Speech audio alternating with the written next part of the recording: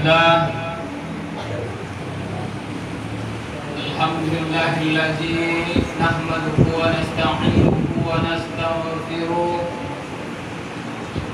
wa na'udzu billahi min shururi anfusina wa min sayyiati a'malina. May yahdihillahu fala mudilla lahu wa may yudlilhu fala hadiya lahu. Asyhadu an la ilaha illallah wahdahu la syarika lah wa asyhadu anna Muhammadan abduhu wa rasuluh. Allahumma shalli ala sayyidina Muhammad wa ala ali sayyidina Muhammad, amma ba'd. Fa ya ayyuhan nas ittaqullaha haqqa tuqatih wa la tamutunna illa wa antum muslimun. Jamaah salat Jumat yang dirahmati Allah, puji serta syukur dengan mengucapkan alhamdulillahirabbil alamin. Mari sama-sama kita panjatkan kehadirat Allah Subhanahu wa taala, di mana pada siang Jumat yang mulia ini Allah masih memberikan nikmat-Nya kepada kita. Di antaranya nikmat iman, nikmat Islam, serta nikmat panjang usia. Kiranya dengan kehadiran kita di sini untuk melaksanakan kewajiban kita kepada Allah Subhanahu wa taala, yakni melaksanakan salat Jumat secara berjamaah, kiranya dijadikan Allah Subhanahu wa taala menjadikan penambah nikmat kepada kita di hari-hari yang akan datang, sesuai dengan janji Allah, la in sakartum la azidannakum. Barang siapa yang bersyukur kepada Allah, niscaya akan ditambah nikmat Allah kepadanya. Selanjutnya, salawat dan salam mari senantiasa kita sampaikan kepada junjungan kita Nabi besar Muhammad sallallahu alaihi wasallam dengan mengucapkan lafaz Allahumma shalli ala sayyidina Muhammad wa ala alihi sayyidina Muhammad. Mudah-mudahan kalimat yang singkat sering kita ucapkan. Bila sering kita ucapkan, tentunya kelak yaumil akhir nanti kita dicatat oleh baginda Rasul sebagai umatnya yang akan mendapatkan pertolongan kepadanya. Dan tetapi jika kita sulit untuk mengucapkannya, tentulah kita akan merugi di akhirat nanti karena tidak mendapatkan satu syafaat. Untuk mempermudah sholawat ini, mudah saja laksanakan sholat 5 waktu dalam sehari semalam. Insya Allah kita telah mengucapkan lafaz sholawat kepada Nabi kita Muhammad sallallahu alaihi wasallam. Kiranya yaumil akhir nanti kita termasuk golongan yang mendapatkan syafaatnya. Amin ya rabbal alamin. Jamaah sholat Jumat yang dirahmati Allah, di awal khutbah ini kami sebagai khatib mengajak kepada segenap kaum muslimin jamaah yang berhadir, terkhusus kepada diri kami pribadi. Mari kita sama-sama meningkatkan ketakwaan kita kepada Allah Subhanahu wa taala. Takwa dalam arti singkatnya melaksanakan apa yang diperintahkan oleh Allah beserta Rasulnya, serta menjauhi apa yang dilarang oleh Allah serta Rasulnya.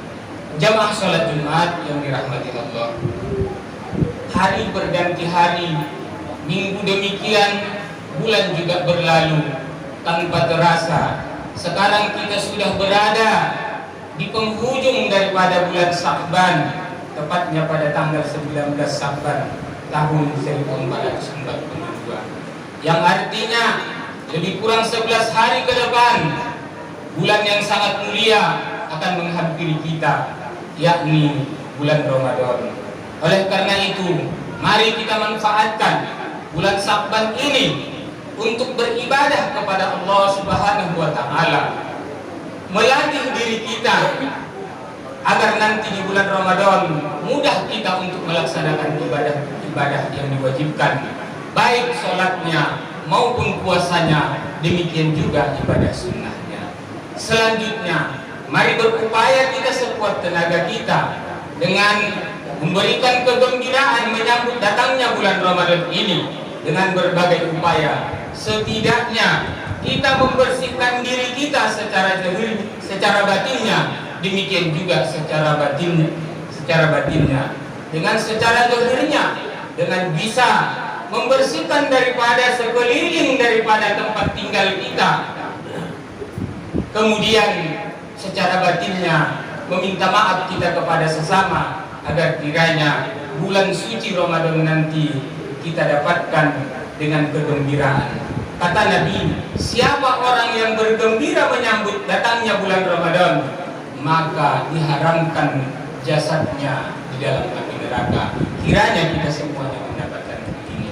Jamaah sholat Jumat yang dirahmati Allah, sebagai khatib akan menyampaikan khutbah pada siang Jumat yang berbahagia ini sesuai yang barusan kita laksanakan sebelum kita melaksanakan sholat Jumat tadinya, yakni melaksanakan fardu kifayah atas saudara kita yang meninggal.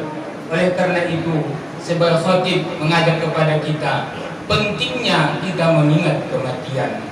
Jamaah sholat Jumat yang dirahmati Allah, Allah Subhanahu wa Ta'ala berfirman di dalam Al-Quran surah Al-Baqarah ayat 28 yang berbunyi, kaifa yakfuruna billahi wa kuntum amwata fa ahyakum summa yumitukum summa yuhyikum summa ilaihi turja'un.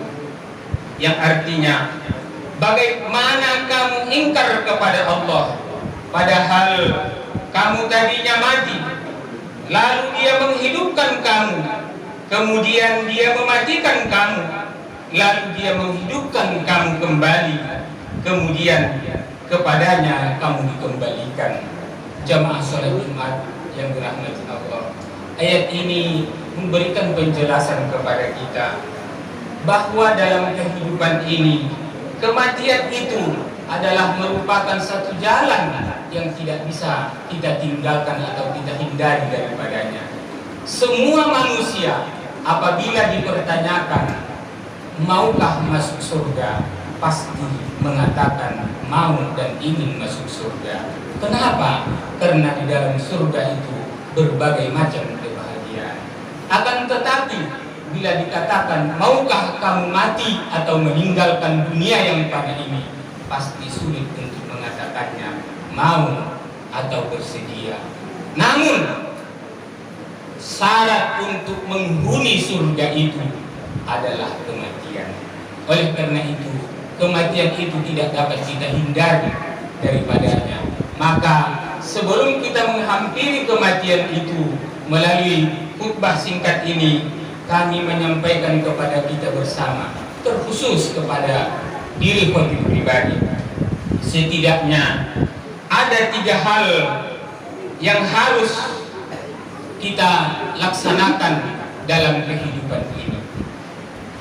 Yang pertama, beramal sebaik mungkin.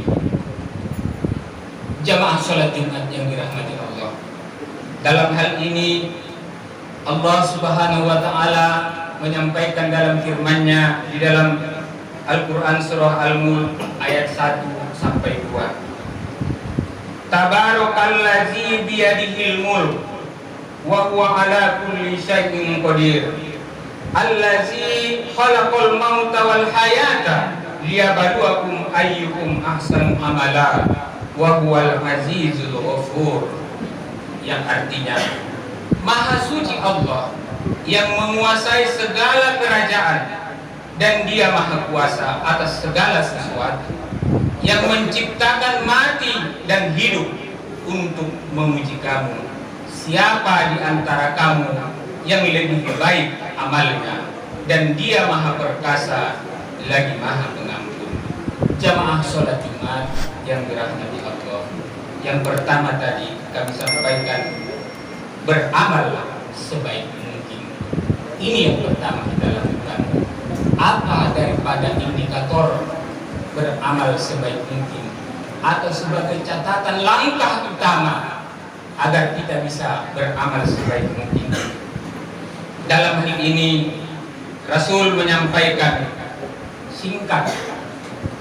Fa inna khairal amal adawamuhu wa in qalla, yang artinya sesungguhnya sebaik-baik pekerjaan adalah yang rutin meskipun itu sedikit.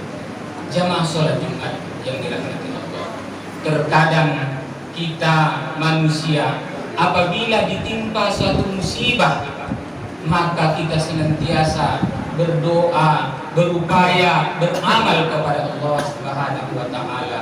Akan tetapi ketika Allah menghilangkan rasa kekecewaan, kesedihan dari kita, maka seketika itu pula kita meninggalkan amalan yang sudah biasa kita lakukan. Ini tidak baik. Yang dikatakan dengan beramal sebaik mungkin itu adalah melaksanakan sesuatu yang singkat akan tetapi secara terus menerus. Misal berzikir setelah selesai sholat, sering kita upayakan, terbiasa. Inilah yang dikatakan dengan beramal baik, baik dikala susah maupun dikala mendapatkan rezeki yang berlimpah dari Allah Subhanahu wa taala. Jamaah sholat Jumat yang dirahmati Allah.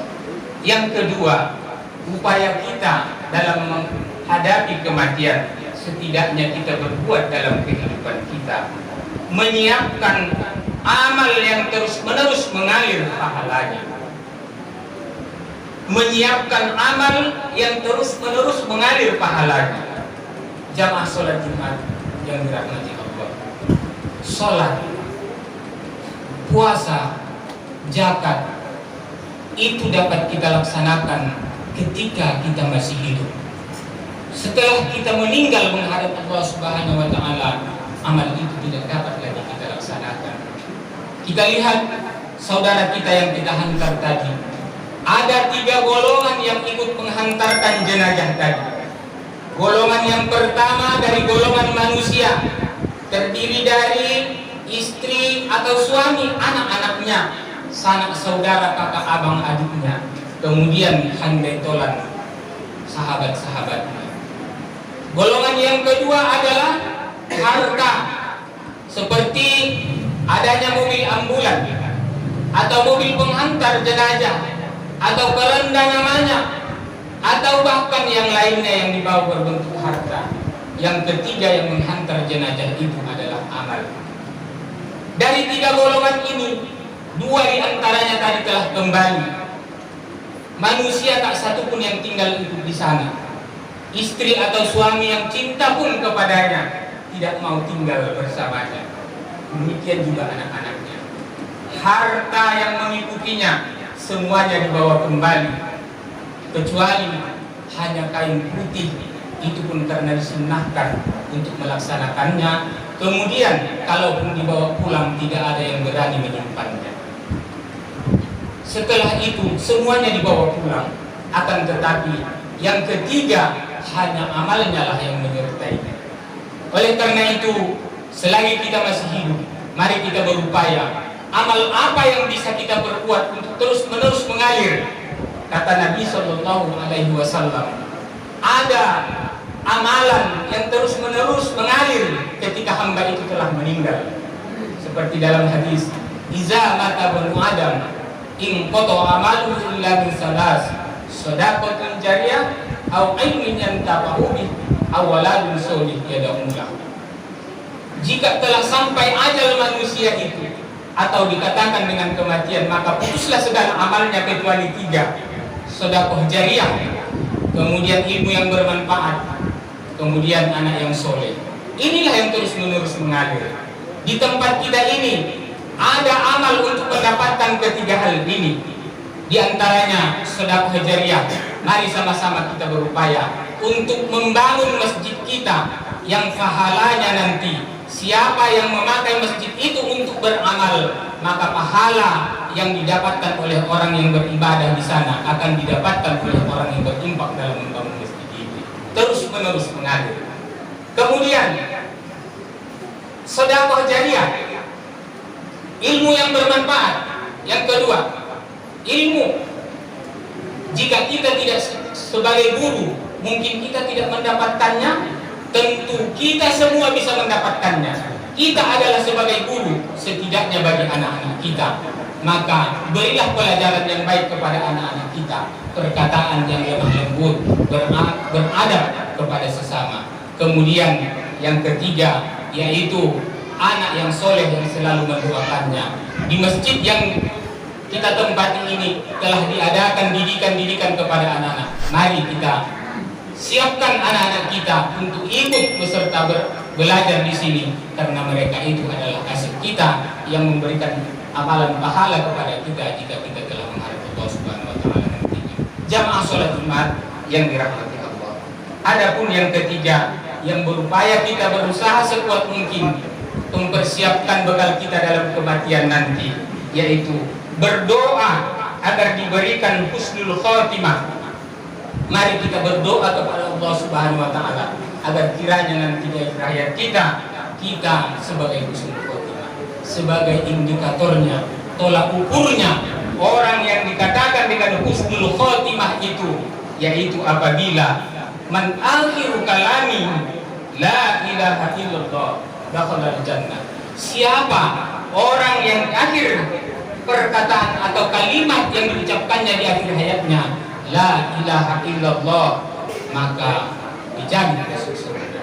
Jamaah salat Jumat yang dirahmati Allah, hal ini sering kita lihat bila ada seorang saudara kita yang telah bergoran napasnya, maka dibisikkanlah kalimat la ilaha illallah di telinganya agar kiranya ia menjadi husnul khotimah. Tapi sebagai kisah bagi kita, jika kita di dalam satu rumah,